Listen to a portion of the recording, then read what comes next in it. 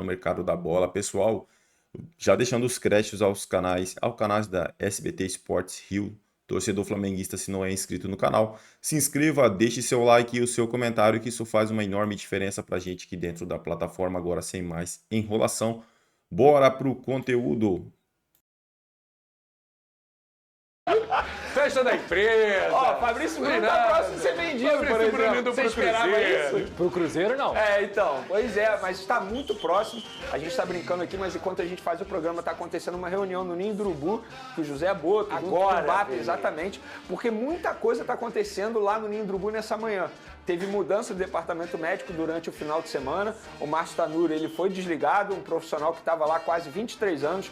O Runco, que já foi médico do Flamengo, médico da Seleção Brasileira, voltou e ele está voltando com a equipe dele. Por exemplo, o Paulo Ribeiro, o psicólogo que estava no Botafogo, está lá no Ninho do Urubu nesse momento, porque ele foi contratado pelo Flamengo, ele está de volta ao Flamengo também, porque ele já trabalhou no Flamengo em outros momentos. Um profissional super, enfim, renomado, muita gente elogia, 35 anos de psicologia no futebol, PhD em psicologia, e é algo que o BAP prometeu durante o período eleitoral. Se ele ganhasse o pleito, ele ia botar um psicólogo no dia a dia do futebol, algo que não tinha desde 2019. Então lá no Ninho do Urubu tem muita coisa acontecendo agora, vários profissionais chegando, vários profissionais serão desligados, acontece, todo mundo sabe que quando tem troca de gestão num clube de futebol isso acaba acontecendo. Óbvio, é normal, o Runco ele vai querer botar pessoas da confiança dele no dia a dia para trabalhar junto com ele. Ele não será um profissional do futebol, ele será um diretor médico ligado a todo o clube. Por exemplo, ele vai escolher um médico para trabalhar no basquete, um médico para trabalhar no futebol, um médico para trabalhar no vôlei.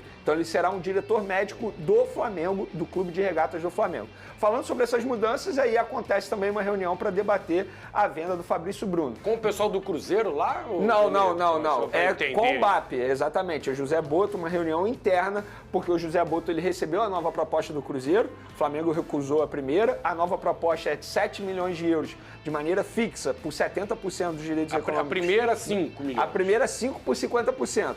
Aí eles subiram para 7 milhões, pegando 70%, porém tem um adicional aí, um bônus de 800 mil euros por metas. Por exemplo, se o Cruzeiro for campeão, aí o Flamengo acaba recebendo essas metas. Mas essa proposta foi bem avaliada pela diretoria do Flamengo. Só que eles estão analisando agora a forma de pagamento, porque o Cruzeiro ofereceu em 3 parcelas. O Flamengo tenta melhorar essa forma de pagamento. Flavinho, eu vou ser bem sincero, pelo que eu estou acompanhando dessa negociação, dificilmente o Fabrício Bruno não será vendido. A pergunta não é nem se ele será vendido, a pergunta é quando ele será vendido. Arrisco a dizer que ele nem deve se apresentar ao Flamengo na quarta-feira, no dia 8, até porque o Cruzeiro está com pressa, porque o Cruzeiro também vai para os Estados Unidos e quer ter o Fabrício Bruno no dia a dia dessa preparação, dessa pré-temporada. Então é questão de tempo para o Fabrício Bruno ser vendido. É diferente do Wesley, por exemplo. O Wesley do Flamengo não vende de jeito nenhum. O martelo tá batido. O Cruzeiro já foi para os Estados Unidos, já, hein? Deve estar com pressa, então. Tá com muita pressa, exatamente. E o Wesley fala. O Wesley fica no Flamengo pelo menos até o Super Mundial, porque o Flamengo entende que é uma posição extremamente difícil de você repor. No caso do Fabrício Bruno, ele já vai ser reserva. Então, teoricamente, o Flamengo não precisaria buscar um jogador para ser titular, porque o Felipe Luiz entende que a dupla titular dele é Léo Ortiz e Léo Pereira, e o Fabrício Bruno seria reserva. E para essa posição, se a gente for parar e analisar o mercado, é muito mais fácil mesmo de você achar. Agora, lateral, seja direito, seja esquerda, isso é uma posição carente no futebol mundial, não é só no futebol brasileiro. Ô Pedrosa, não sei se é tão fácil achar um substituto para o Fabrício. Eu gosto muito do Fabrício Bruno, admiro, acho ótimo zagueiro, muito regular. Foi para a seleção brasileira com justiça. Não sei se é tão fácil recuperar aí no mercado, achar um Fabrício Bruno. Você acha que o Flamengo agora está fazendo até um jogo duro, vendendo um pouco, né, por 7 milhões. É uma boa para o Flamengo? Você acha que deveria segurar o Fabrício Bruno, Pedrosa?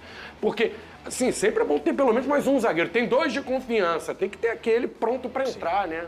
Boa tarde, Flávio. Boa tarde, Denê, Pedrosa, galera de casa. retorno. Feliz aqui de estar de volta. Em relação ao Fabrício Bruno, eu acho que é uma situação que o próprio Fabrício Bruno não quer mais ficar no Flamengo.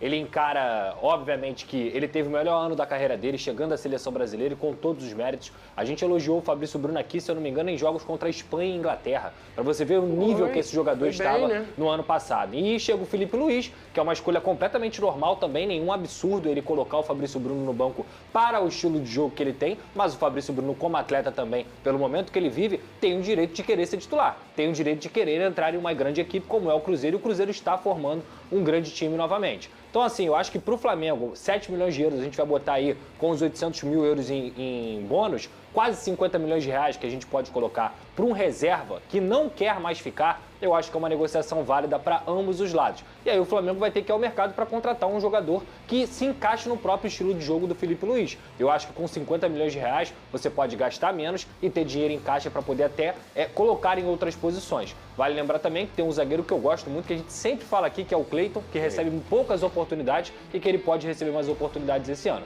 Então eu acho que no final das contas a venda do Fabrício Bruno pro Flamengo e pro atleta é uma venda positiva. Você falou do Wesley, o Vene, que o Flamengo não quer vender o Wesley agora. Eu escuto que o Flamengo busca no mercado um lateral direito, isso procede.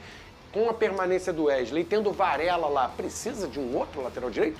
Ou seria algo para preparar a saída do Wesley? Só se vendesse um lateral direito, ou até mesmo se o Varela saísse, né? Porque o Varela ele vai ser reserva. Hoje não é uma prioridade o lateral direito. A prioridade do Flamengo, e isso o torcedor ele precisa entender, a prioridade, o Flamengo não vai ser agressivo no mercado de transferência. A prioridade é porque o Flamengo entende que precisa de um centroavante. É óbvio. O Pedro está lesionado e não se sabe como ele vai voltar depois dessa grave lesão no joelho. E o Gabigol saiu, foi pro Cruzeiro. Então o Flamengo precisa sim de um centroavante e vai buscar. Só que o Flamengo, ele não vai ser agressivo até porque não precisa.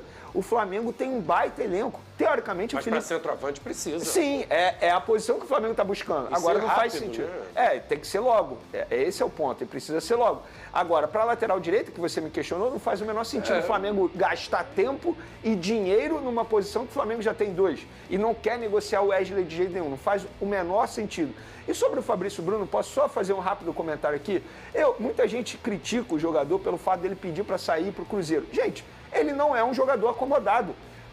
Para mim, o grande problema seria se ele ficasse satisfeito em ser reserva no Flamengo, ganhando o dinheiro que ele ganha mensalmente, porque ele custa alto. Então, por que ele quer ir para o Cruzeiro? Porque ele ouviu do Fernando Diniz que lá ele vai ser titular. E ele ouviu do Felipe Luiz que ele vai ser pouco utilizado. Então se põe no lugar do jogador. Não é culpa do jogador. Eu vejo muita gente criticando o jogador nas redes sociais. É isso aí, torcida do Mengão. E pode haver, pessoal, mais uma baixa aí, né? Carlinhos no Vitória. Dirigente da versão oficial, depois de o perfil Bastidores CRF noticiar o interesse do Vitória, que vai disputar novamente a Série A do Campeonato Brasileiro em 2025, no atacante Carlinhos do Flamengo, o presidente Fábio Mota negou que haja uma negociação em andamento. A informação foi publicada pelo jornalista Vene Casagrande. Segundo Fábio Mota, presidente do Vitória, o clube nem chegou a abrir conversas com Carlinhos e não possui nenhum interesse nos serviços do atacante, que chegou ao Flamengo após fazer um bom campeonato carioca pelo Nova Iguaçu em 2024. A informação anterior indicava que o Vitória estaria preparando uma oferta por Carlinhos, mas Mota negou que isso vá acontecer. O atacante, inclusive, já está em preparação para a estreia no Campeonato Carioca no próximo domingo. Ele vai fazer parte do elenco alternativo que vai disputar as 4 primeiras rodadas da competição. Neste momento da temporada, Carlinhos é o único centroavante de ofício à disposição do técnico Felipe Luiz, com a saída de Gabigol para o Cruzeiro e a lesão de Pedro, que ainda se recupera e só tem projeção de retorno para maio. O rubro-negro corre atrás de nomes que possam reforçar o setor, mas ainda não anunciou ninguém. A tendência é que, pelo menos neste início, o Felipe Luiz volte a trabalhar com Bruno Henrique na posição do camisa 9. Gonzalo Plata é o outro que também já atuou no setor, mas de forma improvisada. É isso aí, torcida do Mengão. Se não é inscrito no canal, se inscreva, deixe seu like e o seu comentário, que isso faz uma enorme diferença para a gente aqui dentro da plataforma. Não se esqueçam de ativar o sininho das notificações, pessoal. Isso é muito importante quando vocês forem se inscrever. Ative o sininho das notificações, porque assim que a gente postar um conteúdo, chegará diretamente em seu smartphone ou em seu computador. Agradeço pela companhia e até o próximo conteúdo.